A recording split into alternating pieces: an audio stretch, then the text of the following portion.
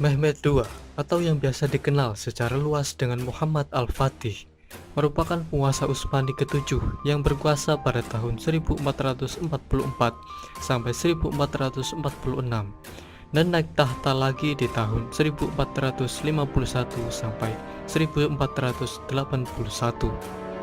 Pencapaiannya yang paling terkenal adalah penaklukan Konstantinopel pada tahun 1453 yang mengakhiri Kekaisaran Romawi Timur. Dan karena itu, ia pun mendapat julukan Sang Penakluk atau Al-Fatih. Mehmed dikenal sebagai pemimpin yang cakap dan ahli dalam bidang militer, ilmu pengetahuan, matematika, dan menguasai 6 bahasa saat berumur 21 tahun. Dia dikenal sebagai pahlawan di Turki maupun dunia Islam. Dalam sejarah Islam, Mehmed dikenal sebagai salah seorang pemimpin yang hebat, sebagaimana Sultan Salahuddin Al-Ayyubi dan Sultan Saifuddin Mahmud Al-Qutus. Dan berikut ini adalah sejarah riwayat hidup Muhammad Al-Fatih selengkapnya.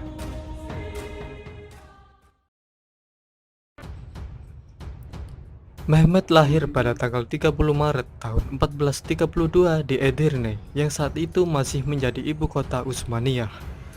Dia merupakan anak dari Sultan Murad II dan Huma Hatun. Saat Mehmed berusia 11 tahun, dia dikirim untuk memerintah wilayah Amasya. Sultan Murad II juga mengirimkan banyak guru untuk mendidik putranya itu. Di antaranya ialah Molla Ghurani dan Syekh Muhammad Samsuddin bin Hamzah, yakni salah satu ulama berpengaruh kala itu.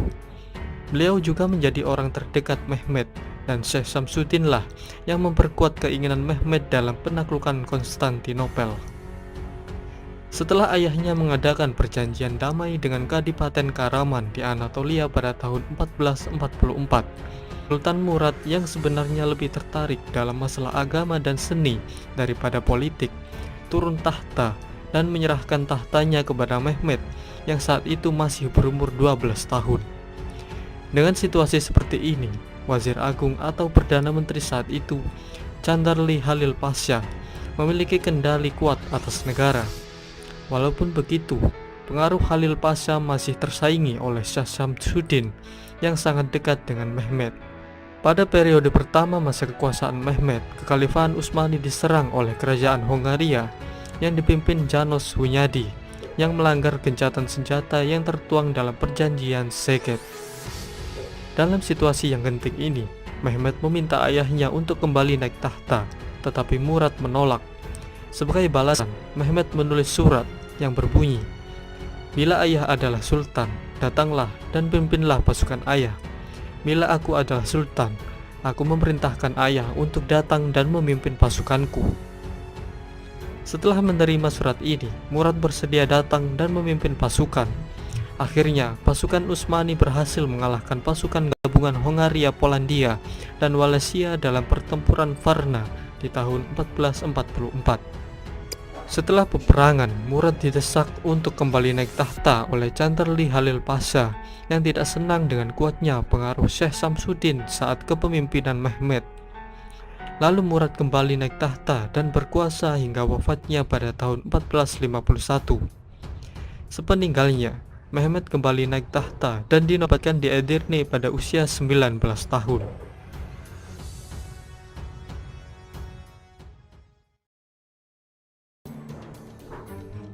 Sebelum Mehmed berkuasa, kota Konstantinopel telah melalui berbagai upaya penaklukan yang telah dilakukan oleh banyak pihak, termasuk para pemimpin muslim dari generasi ke generasi, yang diawali oleh Muawiyah bin Abi Sufyan.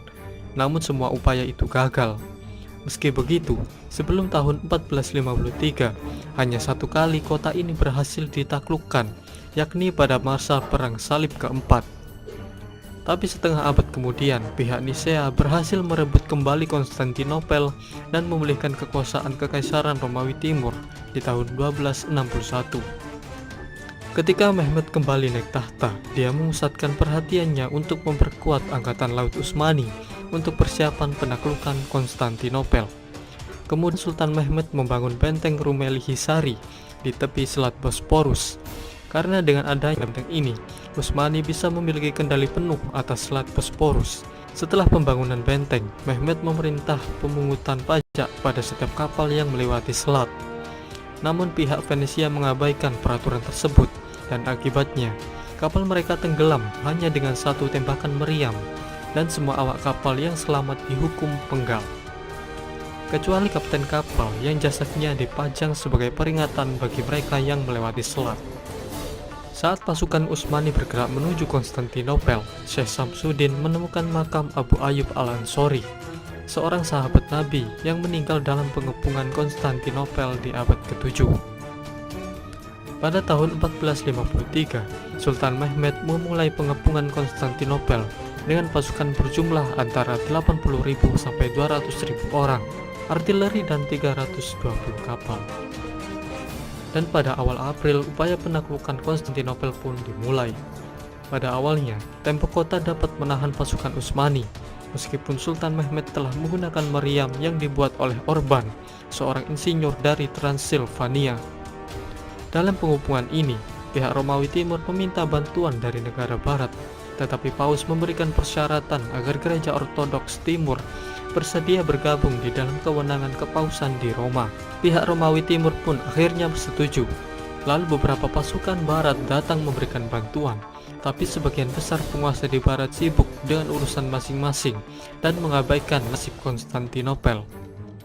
Pada tanggal 22 April, Mehmed memerintahkan agar kapal perang yang lebih ringan segera diangkat ke daratan. 80 kapal diangkat dari Selat Bosporus dan melintasi jalur sepanjang kurang lebih 1 mil yang dibuat dengan kayu. Sekitar sebulan kemudian, Konstantinopel akhirnya berhasil ditaklukkan pihak Utsmani setelah 57 hari pengepungan. Setelah penaklukan ini, Mehmed memindahkan ibu kota Utsmani dari Edirne ke Konstantinopel.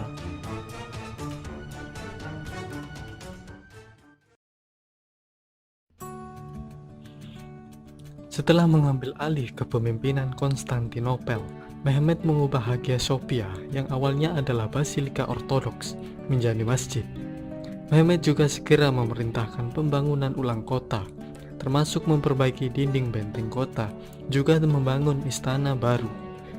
Mehmed juga memerintahkan pendirian bangunan muslim dan komersial, seperti Masjid Rum Mehmed Pasha. Dari sini, kota berkembang dengan cepat dan pada 50 tahun mendatang, Konstantinopel menjadi kota terbesar di Eropa. Pada usia 21 tahun, Mehmed sudah menguasai bahasa Turki, Arab, Persia, Serbia, Yunani, dan Latin. Mehmed sendiri juga seorang penyair dan menulis dengan nama samaran, Afni, atau Sang Penolong. Pada masa kekuasaannya, Mehmed mengumpulkan para ulama dan turut menyaksikan diskusi mereka terkait permasalahan agama. Ilmu matematika, astronomi, dan agama mencapai titik puncak pada masanya. Mehmed mengundang ilmuwan dan astronom muslim di istananya. Ia juga mulai membangun universitas, masjid, air mancur, dan istana Topkapi. Di sekitar Masjid Fatih, Mehmed memerintahkan pembangunan 8 madrasah yang selama seabad menjadi lembaga pendidikan Islam tertinggi di Kekaisaran. Mehmed kemudian membangun dinding untuk menutup istananya. Tidak seperti pendahulunya, Mehmed tidak lagi dapat dijangkau oleh kalangan umum maupun pejabat rendah. Dalam masalah keagamaan, Mehmed memberikan ruang kebebasan beragama pada rakyatnya yang majemuk, asalkan mereka mematuhi perintahnya.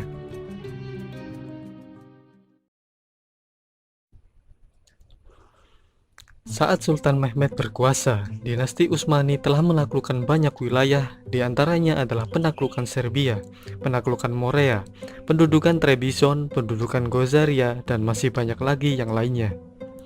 Tapi di antara peristiwa penaklukan tersebut, penaklukan Wallachia lah yang lebih populer, karena pihak Utsmani saat itu melawan Dracula yang sadis. Seperti inilah kisahnya. Sejak awal abad ke-15, pihak Utsmani selalu berusaha menguasai Wallachia dengan mencampuri urusan politik dalam negeri mereka, tetapi selalu berakhir dengan kegagalan. Kesultanan Utsmaniyah bersaing dengan kerajaan Hongaria untuk mendapatkan Wallachia, dan untuk mencegah Wallachia jatuh ke dalam pengaruh Hongaria, dinasti Utsmani membebaskan Vlad Dracula, sang penyula yang telah menghabiskan 4 tahun menjadi tahanan Utsmani, agar Vlad dapat merebut tahta Wallachia. Setelah melewati berbagai rintangan, akhirnya Vlad Dracula pun berhasil menduduki tahta Wallachia.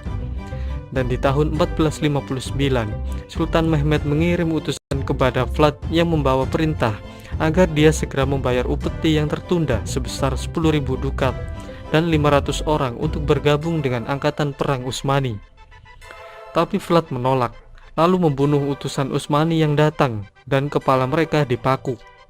Karena utusan tersebut menolak melepas penutup kepalanya, karena mereka melepas tutup kepala hanya di hadapan Allah. Setelah itu, Mehmed mengutus Adipati Nikopolis, Hamzah Pasha, untuk membuat damaian dan jika memungkinkan menyingkirkan Vlad. Tapi Vlad menyergap rombongan Hamzah Pasha, menangkap dan menyula jasad mereka, dan jasad Hamzah Pasha disula di tiang tertinggi, karena dia memiliki pangkat tertinggi dalam rombongan itu. Pada musim dingin tahun 1462, Vlad melintasi sungai Danube dan membakar seluruh tanah Bulgaria. Diduga ia dan pasukannya telah menyamar sebagai pasukan Sipahi Utsmani. Kemudian Vlad menyusup ke tenda-tenda perang pihak Utsmani, kemudian menyergap, membantai, dan menangkap sebagian pasukan. Karena hal ini, Sultan Mehmed sampai mengabaikan pengepungannya di Korintus demi untuk menyerang balik Vlad Dracula di Wallachia. Pertempuran itu pun memakan banyak korban jiwa akibat serangan mendadak yang dilancarkan Vlad saat malam, yang tampaknya ia ingin membunuh Sultan dengan tangannya sendiri. Dikatakan kalau Mehmed sempat mempertimbangkan agar pasukannya mundur saat ia melihat banyak jasad pasukan Utsmani disula di ibu kota Wallachia. Tapi para komandan perangnya meyakinkan sang Sultan untuk tetap tinggal, dan Vlad Dracula pun akhirnya mundur ke pegunungan setelah ia dikhianati oleh para bangsawan dan diserang oleh sekutunya sendiri. Setelah itu, Utsmani menyerang ibu kota Wallachia dan menempatkan saudara Vlad, Radu Selvrumos, di tahta Wallachia. Vlad sendiri melarikan diri ke Hongaria, dan setelah itu, ia justru ditahan setelah didakwa melakukan pemberontakan melawan Matyas Hunyadi, Raja Hongaria dan Kroasia.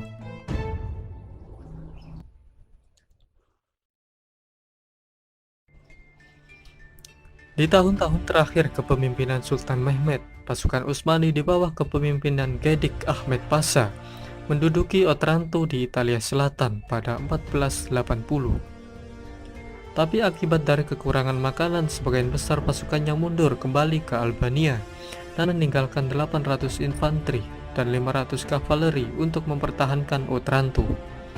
Karena khawatir kalau Roma akan ditaklukkan juga, Paus Sixtus IV menyatakan panggilan perang salib. Beberapa negara kota di semenanjung Italia, begitu juga Prancis dan Hongaria memenuhi panggilan tersebut. Pengepungan kota pun dimulai pada 1 Mei 1481. Pada tahun yang sama, Mehmed sendiri bergerak memimpin pasukan, tetapi dia sakit saat sampai Matepe. Saat itu Mehmed berusaha melakukan penaklukan terhadap Rhodos dan Italia Selatan. Tetapi sebagian sejarawan berpendapat kalau peperangan selanjutnya diarahkan untuk menundukkan Mesir yang saat itu dikuasai Kesultanan Mamluk, juga mengambil gelar khalifah yang dipegang dinasti Abbasiyah yang hidup di Mesir dalam perlindungan Mamluk sejak tahun 1261.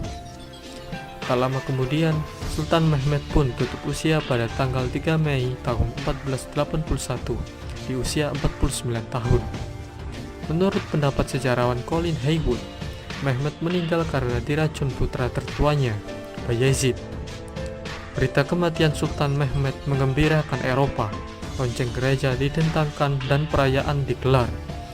Di Venesia, berita itu disebarkan dengan pernyataan La Grande Aquila è morta, atau Sang Elang Agung telah mati. Sultan Mehmed sendiri kemudian dikebumikan di kompleks Masjid Al-Fatih.